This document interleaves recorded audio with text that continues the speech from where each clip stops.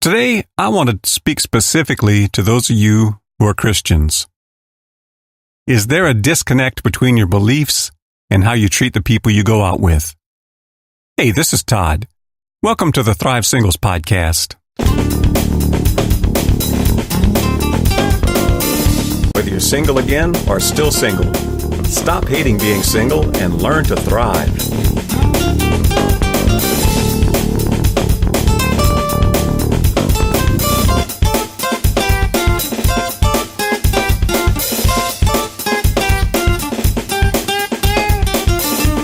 And welcome to this week's episode of the Thrive Singles Podcast.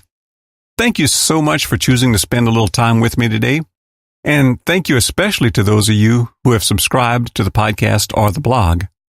If you haven't yet, be sure you go to thrivesingles.com/sign-up to subscribe and pick up your free ebook while you're there.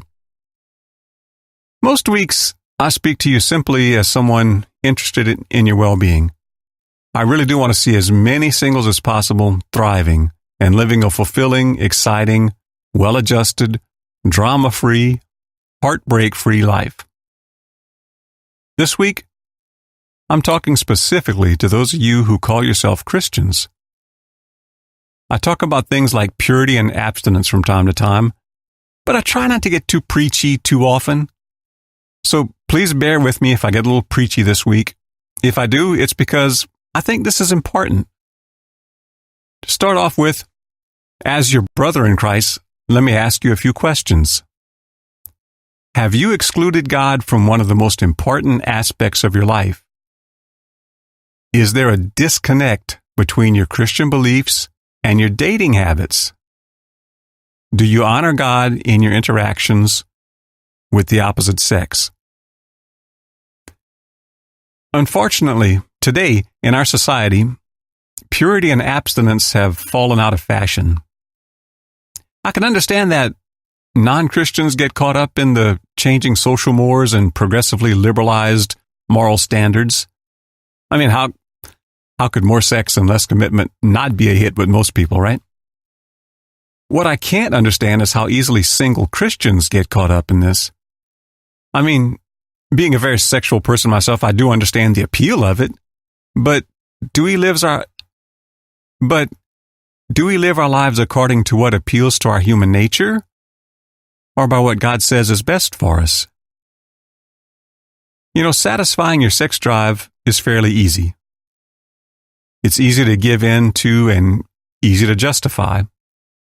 It only takes a few moments of carelessness to undo years of doing the right thing. All it takes is putting yourself in the right situation with the right person. We all have our limits. We set limits as to how far we want to go, but there's also limits to how much temptation we can withstand. Like I've said before, it's best to set your guardrails at a fairly safe distance. Give yourself lots of margin, lots of room for error. The further out you put your guardrails, the less of a chance there is that you'll give in and do what you promised yourself you wouldn't do. And when we do cross those lines we promised ourselves we wouldn't cross, it's always easy to justify. It's so easy to think, God understands. God gave me these urges. You can't really expect me to wait that long. I can't marry someone without giving them a test drive first to see if we're sexually compatible. No one will ever be interested in me if I don't put out. It's not really sex if it doesn't lead to pregnancy, so oral, anal, and dry humping, those are okay. Or, we're different. The ordinary rules don't apply to our special relationship. But here's the truth. God does understand. He came down in human form so he would understand. But he still says no to and showed us how to overcome our human urges. Yes, God gave you those urges, but he also defined the limits of how, when, and with whom it's permissible to satisfy those urges. And no, I can't expect you to wait, but God can. Being your designer, he can expect whatever he wants. And he also gives you the patience and strength to do that and wait. Yes, you can marry without a test drive. Two people who love each other can find a way to fulfill each other sexually. No test drive is required. What's more important, relationship or sex? Yes, the right people will be interested in you. If you're an otherwise attractive person, people interested in doing the right thing and pleasing God will be very interested in you. It's only the people who are interested in just sex, they won't be interested in you. And yes, non-vaginal sex is still sex. Don't get caught up playing the semantic games to justify doing what you want to do. And yes, you are different, just like everybody else. Every other couple thinks their relationship is unique and special too, but the same rules apply to everybody. In my time working with Christian singles, I've been shocked at how big of a disconnect there is. I've heard Christian singles say all the same things you don't expect to hear from non-Christians. Most Christians will tell you they don't believe it's right to lie, steal, cheat, or murder. Yet they might sheepishly confess to telling a little white lie, taking a little printer paper home from the office every now and then, cheating on their taxes, and maybe not murdering anyone, but secretly wishing a few people would just drop dead. But when it comes to sex, there are people who will argue with you all day long that it's not really a sin. They'll pick any one or more of the things I listed earlier to justify doing what they want to do sexually. So what about sex and dating? Seriously, if you're a Christian, do you even need to ask? The matter of sex outside of marriage was decided thousands of years ago. Culture and society, they constantly change. Truth does not change. Sex is for married people, period. The safest, most pleasurable, most deeply satisfying, most intimate, and overall best sex happens between two people who have been married many years. And this isn't something I just made up. You can go and find the studies.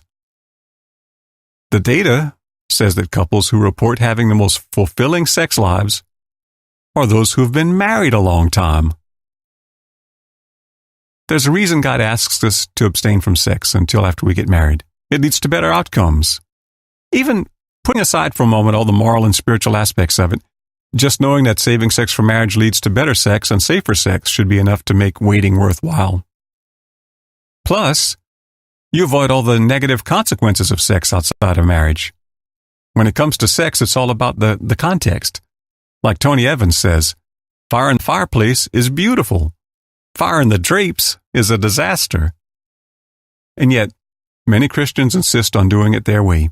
They date just like the world, get into sexual dating relationships or casual sex, and doing this opens them up to all the risks of sex outside of marriage, including the heartbreaks, the venereal diseases, the unplanned pregnancies, the dysfunctional sexuality, but most importantly, separation from their loving Father. Now, another thing I've observed in dating, even among Christians, is selfishness. A Christian has no business being selfish when it comes to dating. Dating, especially for a Christian, it's not about what you can get or get away with. Like I say all the time, dating is about having a little fun and getting to know yourself and other people. How about also making it about being a blessing to other people?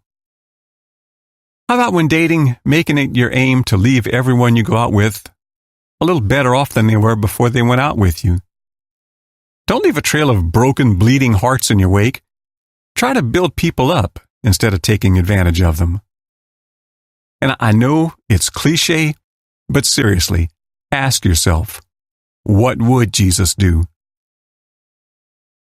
Before I wrap up, let me throw in a quick word about maturity. For some reason, otherwise mature Christians decide it's okay to act like teenagers when it comes to dating. It's time to grow up. Learn to delay gratification. Mature people don't act on every impulse, sexual or otherwise. Show a little self-control. Learn to date like a mature Christian man or woman. So to wrap up this week's thoughts, if you claim to be a Christian, the way to resolve this disconnect is to be authentically Christian in every aspect of your life.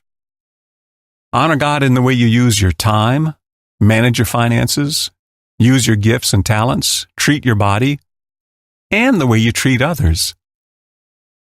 I mean, that's one of the biggest things that makes Christians Christians. The way you treat the people around you is a strong indicator of how real your Christianity is. That includes your family, your friends, even your enemies, and that includes the people you go out with.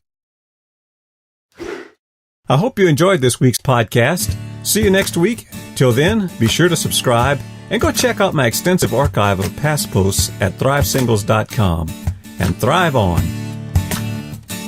Whoa, thrive. Yeah, come alive.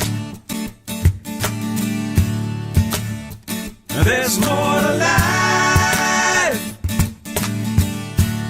You gotta grow, you gotta thrive. Whoa, whoa, you gotta thrive. There's more to life than to just survive.